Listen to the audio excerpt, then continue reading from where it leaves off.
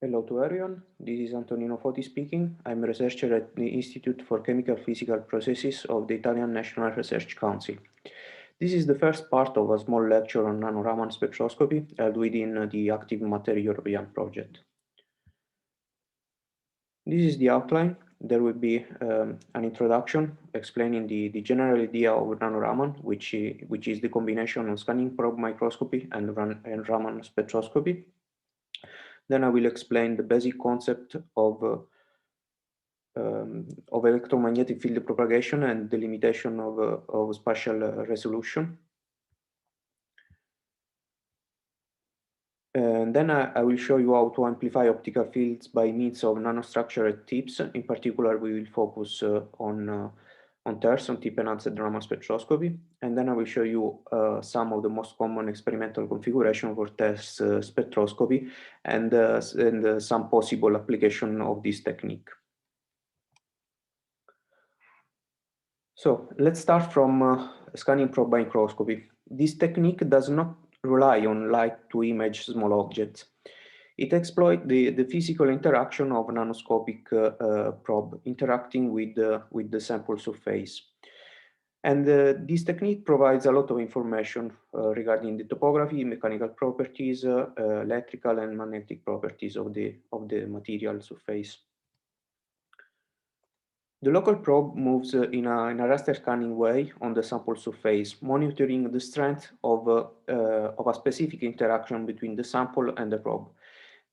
These interactions depend dramatically on the distance between the tip and between the probe and the sample. These allow us to monitor to reconstruct the topographic profile of the sample, monitoring the difference in the interaction as a function of the tip to sample distance.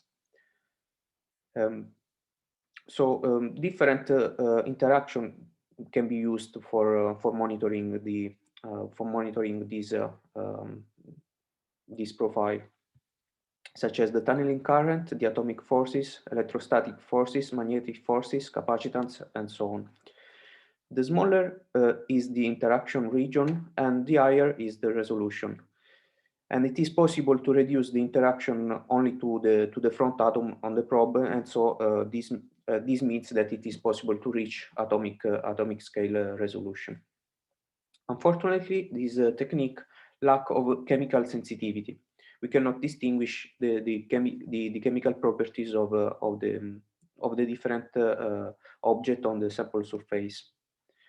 On the other side, we have Raman spectroscopy, that is a well-assessed characterization technique providing a unique vibrational fingerprint for any molecular system. Thus, Raman ensures high chemical specificity and has many advantages, such as the chemical imaging of the sample, which give us also a lot of structural information of the molecular species. It is a non-destructive technique and it is very versatile, compatible with many samples and environment. And finally, it allows a large laser tunability, which allows us to use excitation wavelength that range from the near UV to the near infrared.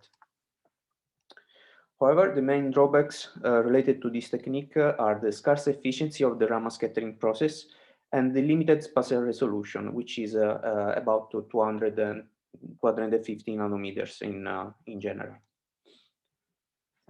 So NanoRaman brings together scanning probe microscopy and Raman spectroscopy.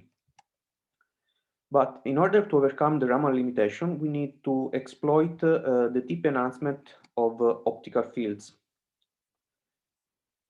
that that permit both signal amplification and increase the spatial resolution. These allow the Raman imaging with the nanometric resolution. To fulfill this task, the probe in scanning probe microscopy needs to fulfill some specific features. But before talking of tip enhancement, I would like to focus your attention on field propagation of electromagnetic field. So we will exploit the angular spectrum representation of electromagnetic fields to describe the field propagation after a scattering event. In this representation, the field amplitude is evaluated in planes. And these planes are perpendicular to an arbitrary axis that we choose, this axis Z. So we calculate the electromagnetic field inside this plane where Z is a constant. And each of these planes can be represented by the sum of the single spectral components. The propagation of the field in a different position in Z is given by the sum of the single components of the initial electromagnetic field after propagation. In each of these planes, we can evaluate the Fourier transform in the x and y coordinates, where the E tilde are the amplitude components of are the amplitude components in the Fourier plane, and kx and ky represent the reciprocal coordinates, which are the spatial frequencies. In an analogous way, we can define the inverse Fourier transform, which define the amplitude of the electric field in the real space. So, considering an homogeneous and isotropic medium with the refractive index n, the electromagnetic field with k vector equal to 2 times pi n over lambda has to satisfy the Helmholtz equation. So we can retrieve the following relation, where the spectral components at tilde in the Fourier plane are given by by this relation. This term is the propagator operator in the reciprocal space. And so this equation basically represents the propagation of the Fourier spectrum along the z-axis. The plus minus in this exponent indicate that there are two possible propagation directions, in the positive and negative z direction. So let's consider the propagation in the real space. If we consider two planes, one in the z equal to 0 and one in a generic z, we can have the correspondent Fourier spectrum calculated in this way. So the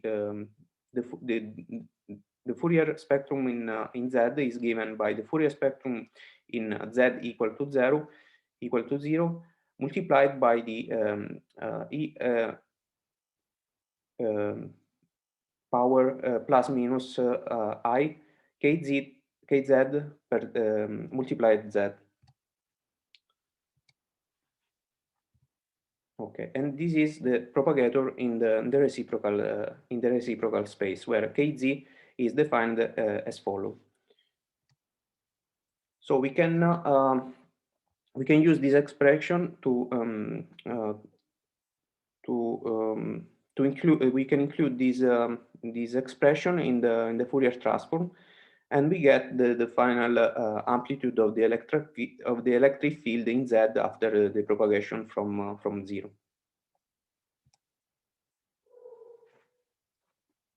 So if we want to summarize the propagation process, we can follow this scheme. So starting from the electric field E1 in the Z1 position, we can make the Fourier transform and we can retrieve E1 tilde in the Z1 position. We can apply the propagator operator, and we get the propagation in the second plane, where the Fourier spectrum, the Fourier component is given by E tilde 2, kx, ky, z2. At this point, we can make the inverse Fourier transform, and we get the electric field in Z2. So at E2 in Z2. So let's make some consideration. If the electric medium where the field is propagating has no losses, then Kz is either real or imaginary.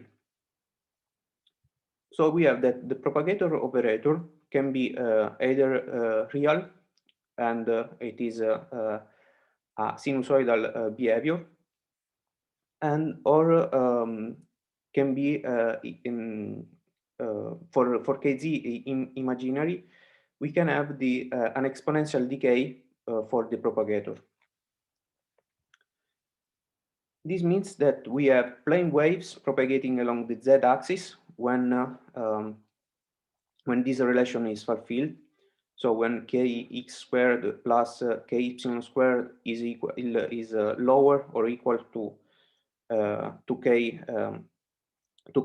squared, or we can have evanescent waves with the exponential decay along the z-axis when instead this relation is fulfilled.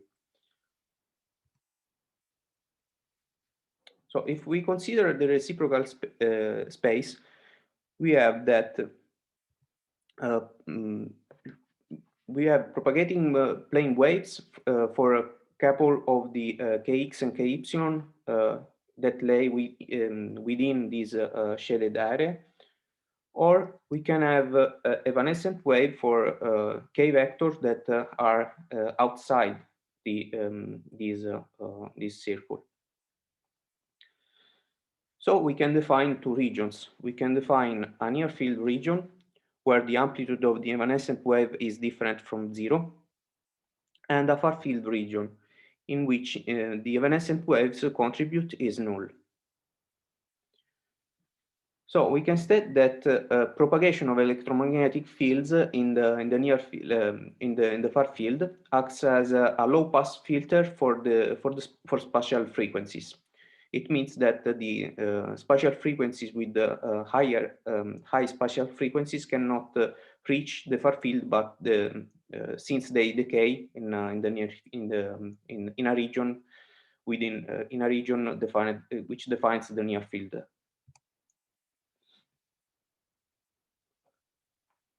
So this means the fact that the propagation acts as a low pass filter.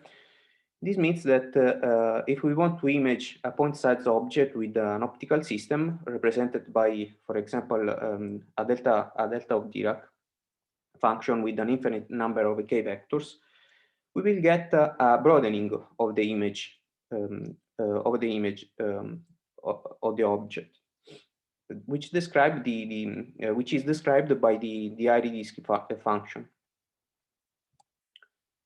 The size of this disk is given by the by delta x, which is equal to 0.61 multiplying the magnification, which depends on the characteristics of our optical system and on the refractive index of the medium. And it is multiplied by the wavelength of the electromagnetic field over the numerical aperture, which is defined by the aperture of our collection objective system. So it is a numerical aperture is the refractive index multiplied by the sin of the theta of the maximum angle that we can at which we can collect the optical field. In a similar way, we can define also an axial dimension of this broadening, and we will have that it is delta z given by this equation. In general, this defines the so-called point spared function, and this is the shape in the planar in a planar view and in an axial view. So let's now define what is the spatial resolution in an optical system. The resolution can be defined as the minimum separation between two objects that results in a certain level of contrast between them. For example, in this case, we can distinguish the presence of and the position of two separate objects, while in this other case it is not possible, since the intensity profiles overlap, while in this case are well separated.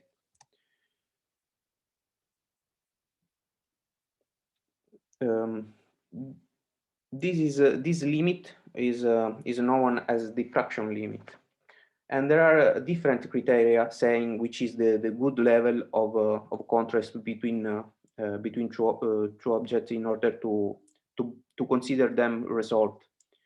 The most famous is probably the Diabetic Criterion, which dates back to 1873 and says that the minimum distance between two objects separated is 0.5 lambda over the numerical aperture. And this is basically determined by the full width of maximum of the point spread fraction in the XY plane in the planar view. Another more optimistic criterion is the Sparrow limit, which is represented by the distance between two objects where the image is no longer a dip in brightness, but it rather exhibits a constant brightness. So here there is a kind of plateau, and this is 0.47 that multiplies lambda over the numerical aperture. Finally, we have the Rayleigh Criterion, which is probably the most used one. This states that 2-point sources are resolved when the central spot of the iris disk from one object from one point source is overlaps the first minimum of the other iris disk from the other point source. So this means that this minimum separation distance is defined as follows. And we have that it is 0.61 multiplying the wavelength over the numerical aperture. According to the same criterion, we can define also an axial resolution limit given by 2 times lambda over the squared numerical aperture.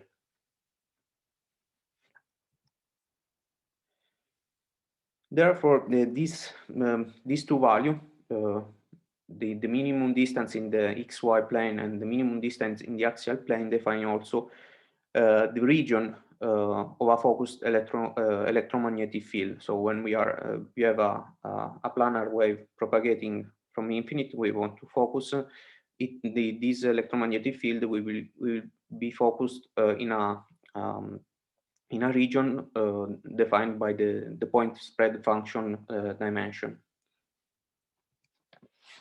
For example, in this case, the Gaussian beams. This is the intensity distribution of a Gaussian beam in the planar wave and in the axial. This dimension is the beam waist and defines the diffraction limit for a focused Gaussian beam. But is it possible to go beyond this limit? So let's see. Starting from the diffraction limit, we can see that in order to increase the resolution, we can either decrease the wavelength or increase the numerical aperture. That means increasing the collection angle of the optical system. In the optimal case, we can use short wavelength, so let's say blue light with the high numerical aperture. In the, for example, 1.4. With these parameters, we can get a resolution limit of 176 nanometers. But the question is it possible to go beyond with using light? The answer is yes. but we need to get the information coded in the evanescent wave. This is also clear considering the uncertainty principle of Heisenberg. The uncertainty, which states that the uncertainty of on the spatial variable multiplied for the uncertainty of the on the spatial frequencies is higher or equal to 2 times pi. So if we want to squeeze this uncertainty on the spatial variable, we need a large wave vector range. And this means that we need to get access to the evanescent wave that are confined in the near field region. So let's consider a small object interacting with an incident field. We have seen that the scattering field has two components: the propagating one, reaching the far field, where we can locate our detector, and a near field region. Here, that where the evanescent wave are confined, and since there is this exponential decay, never reach the detector, so we cannot have access to this information. In order to collect the evanescent wave, we need a probe in the near field, and this is the basic principle of the scanning near field optical microscopy, which use a tapered optical fiber with an aperture at the end. These allow the collection of the evanescent field components. The interaction with the non-aperture in the near field, so with distances smaller than 50 nanometers between the probe and the object. These allow the collection of the evanescent waves that are converted into propagating one that can reach the detector in the far field and then being collected.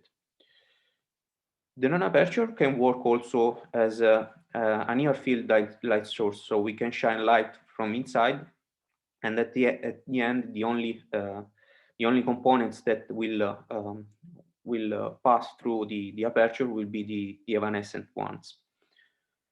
This means that we can use two operating modes for this kind of near field optical microscopy. The first is exciting the object in the near is exciting the object in the far field and collecting the near field components. The second is exciting the sample with the near field optical components and observing the far field components generating after the interaction with the sample. This technique, however, has some drawbacks. It has a very low light throughput. Only one photon out of 10,000 can be collected. And this is not ideal for Raman scattering, which also has a very low efficiency, scattering efficiency. Another possible configuration is using a nanostructured probe with apertures, without apertures.